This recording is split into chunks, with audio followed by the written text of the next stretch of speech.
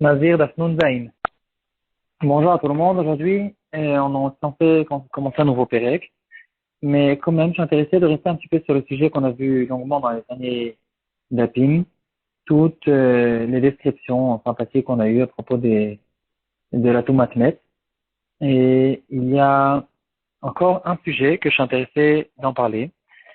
C'est le sujet de manger Melavé Malka. Quel rapport avec manger Melavé Malka? Il y a un os qui s'appelle Etzem Alouz, qui reçoit sa vitalité de ce qu'on va manger, Motsei Shabbat, Melavé Malka, et c'est que de ça qu'il va vivre. On va parler de cet os, qu'est-ce qu'il est, quel est son nom dans le Zohar, d'autres choses intéressantes que j'ai réussi à récolter à propos de cet os, et quel rapport avec le Tarvad Rekev qu'on a vu dans la Gemara, toutes sortes de choses autour de ce sujet-là. Dans la Gemara, on a vu que un mort qui a été décomposé, on a vu plusieurs détails. Quand est-ce qu'il est métamé b'maga ou massa, que quand on va le toucher, et quand est-ce qu'il est métamé même BOL. Qu'est-ce qu'il en est à propos du rekev, de cette décomposition? Qu'est-ce qu'il en est des ossements, des os? Qu'est-ce qu'il en est de ce qu'on appelle netzel et d'autres parties du corps? Tarvad rekev, c'est la dernière chose qui reste quand le corps a complètement été décomposé. Il va à la fin rester un petit peu de certains matériaux, je ne sais pas comment appeler cette chose-là, et ça va s'appeler dans les Chachamim Tarvad Rekev. Les Chachamim et les Poskim nous ont dévoilé que ce Tarvad Rekev, c'est justement cet os qui s'appelle Etzem Alouz, et c'est un os qui va tout le temps rester, même quand le mort va être décomposé complètement, il ne va rien rester. Il y aura une chose qui va tout le temps rester, c'est le Etzem Alouz, cet os.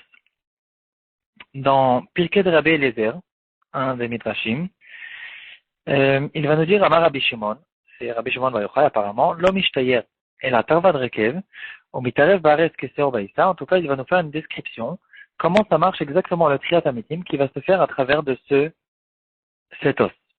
Alors, ce que j'ai réussi à récolter dans les Mekoubalim, ils en parlent beaucoup. Dans les poskim, ils le ramènent dans les halachot, dans la halachot de Motsei Shabbat. Pour Achaim Siman Shin, on peut retrouver dans le Mishnah Bora, et dans le Kaf Achaim, ils vont ramener un Zohar. Un Zohar qui est apparemment incompréhensible à nos yeux. Les poskim vont essayer d'expliquer.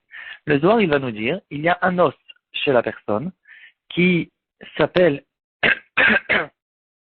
c'est un os qui s'appelle Betuel Aramaa. On sait que Betuel Arami, c'est le père de Lavan. Lavan l'araméen. Betuel Arami, c'est le père de Lavan. On ne comprend pas qu'est-ce qu'il y a en Betuel Arami. Pourquoi cet os s'appelle Betuel Arama? Le Zohar continue à nous dire, il s'appelle le Arami, c'est-à-dire le rusé, parce que c'est un os qui est très rusé et il vit sa vitalité d'après le Zohar tel qu'il a été écrit. Il ne vit d'aucun aliment matériel. Il n'a pas une vitalité matérielle. Et à cause de ça, dira le Zohar, cet os va tout le temps rester, il ne va jamais être décomposé, il va tout le temps rester, et c'est de cet os que Hachem va faire Triat Hametim dans les temps futurs. En fait, on n'a rien compris. Quel rapport avec le fait qu'il n'a pas de vitalité, avec le fait qu'il va rester, qu'il y aura Triat Hametim? Tous les mefarchis, tous les mekoubalim, ils essaient d'expliquer ce que c'est cette chose-là. En tout cas, ils vont expliquer que comment ça va marcher cette Triat Hametim. C'est cet os qui va, à cause du fait qu'il va tout le temps rester, il va, entre guillemets, se mélanger avec la terre, et ça va être comme la levure qui se mélange dans la pâte, et qui, petit à petit, fait remonter un corps, remonter un pain, et ici, dans notre cas, ça va faire remonter tout le corps à la base de ce Etzem Alouz qui est resté depuis toujours, et pendant des milliers d'années. Les Mefarshim vont nous dire que c'est un os qui ne va jamais être décomposé, même si la personne a été brûlée, il ne va pas se brûler, s'il a été broyé, il ne va pas être broyé, etc. C'est quelque chose qui reste tout le temps. les Mefarshim vont nous dire que quand quelqu'un il est chayav karet, par exemple, ou chez les grands rishaïm, que c'est écrit sur eux qu'ils ne vont pas remonter à Triat Hametim, c'est écrit à propos de plusieurs personnes. Par exemple, quelqu'un qui est malvé péribit, ou d'autres encore que les Chachamim nous ont dévoilé qu'il ne va pas se relever à Triat Hametim, c'est à cause du fait que son os de Esther Malouz, cet os va, oui, se décomposer chez ces personnes-là, et donc il ne pourra pas remonter à Triat Hametim. Parce que Triat Hametim, en fait, pour qu'on puisse dire que c'est la même personne, si en fait Hachem fait Triat Hametim, il fait remonter une personne de la terre, il n'est rien resté de la personne initiale, c'est pas considéré comme Triat Hametim, c'est considéré comme une nouvelle création. Donc en tout cas, autour de cet os, c'est là qu'il y aura Triat Hametim. D'ailleurs, quand Hachem il a créé Adam Rishon, il a créé en premier cet os, et autour de cet os, il a créé la personne. Le Avkat Rochel, Shoot Avkat Rochel du Beit Yosef aussi, il va nous ramener cette chose-là. Il va ramener le fait que il y a un os qui va tout le temps rester et qui ne va jamais se décomposer. Il va ramener aussi le fait qu'il ne pourra jamais se broyer ou se brûler. C'est un os qui est très très fort. Même si on essaie de le broyer avec un marteau, etc., il va tout le temps rester.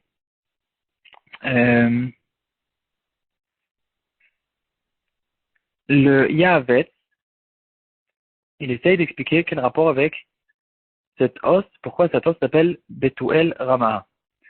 J'ai vu là-dessus deux explications. Une explication, c'est que c'est une explication un peu kabbaliste et compliquée, mais ce que j'ai réussi à comprendre, c'est que ce Betuel Rama, d'abord Betuel, c'est une gematria, c'est la gematria de Met. Donc c'est 440. Si on prend la gematria de Betuel, on arrive à 439. C'est un de moins que Met, et il fait semblant qu'il est mort, et donc il n'a pas besoin de manger. Et donc, c'est pour ça qu'il est considéré comme quelqu'un de rusé, parce que on le croit mort, mais en fait, au contraire, il n'est pas mort, et c'est ça qui lui donne la possibilité de rester, quelque chose comme ça. Une autre explication, c'est un peu comme on voit dans la Haggadah chez Pessah. Lavan et Paro, on fait une comparaison entre Lavan et Paro.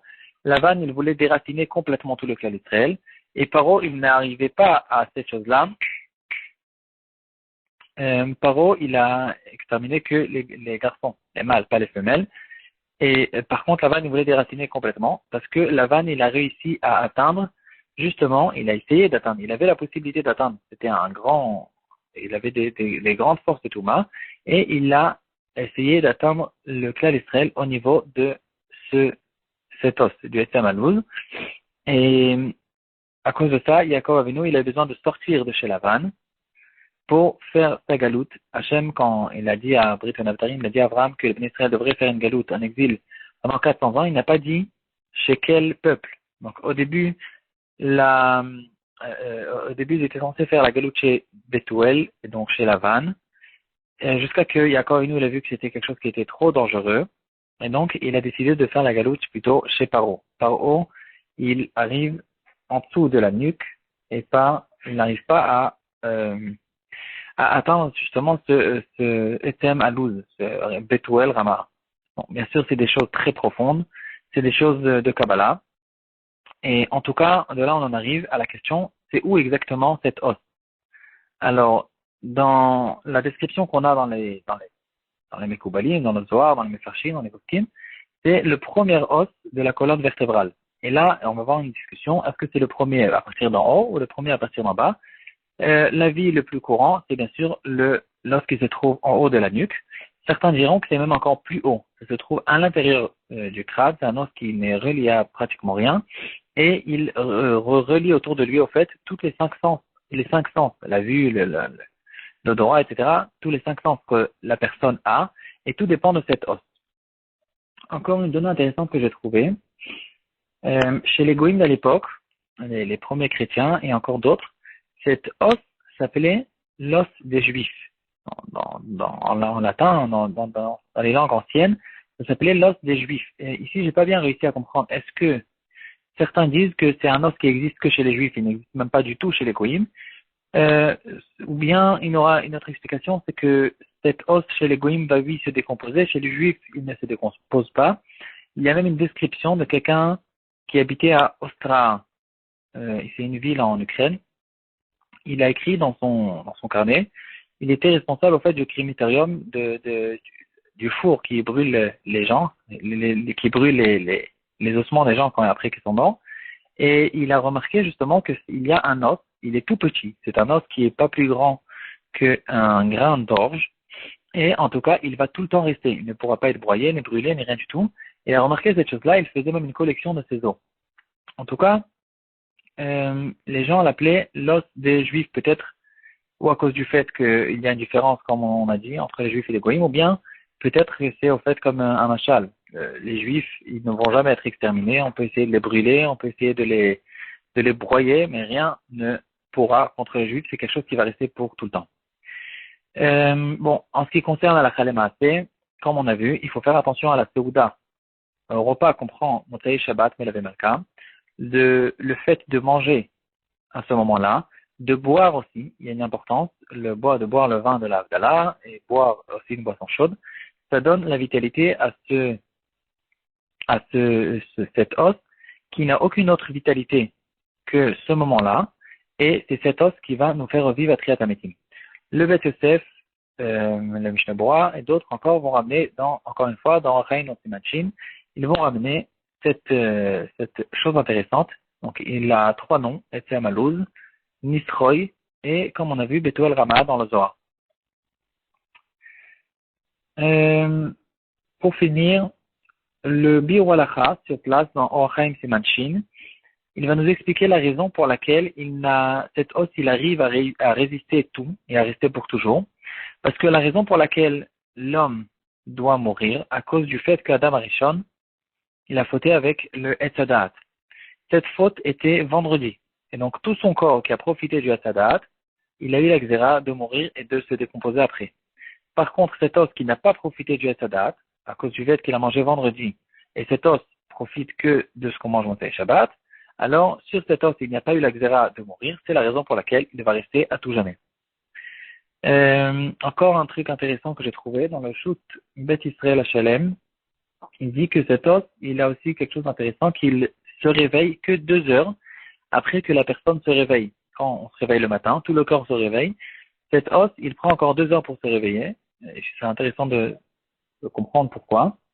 Et donc, il dit que si quelqu'un, il veut faire la tfila avec toute la kavana, et pour être mekayem kol atmota et tomana, que je fais la tfila, et je loue Hachem avec tous mes os, alors il est bien de se lever tôt, pour avoir le temps de faire la tfila même 2 heures plus tard après que je me suis réveillé.